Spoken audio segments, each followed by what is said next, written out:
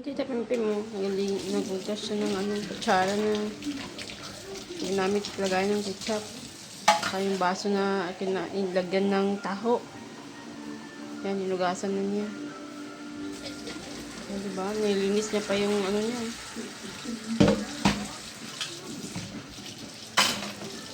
Ayan, yung patito nilagyan ng ketchup kanina. O, ayan.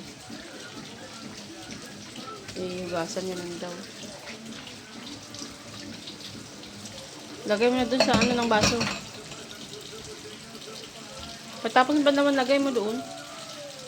Mamaya ka na maglinis. Tapusin mo muna yung yung hugasin mo. Lagay mo dun sa lagayan.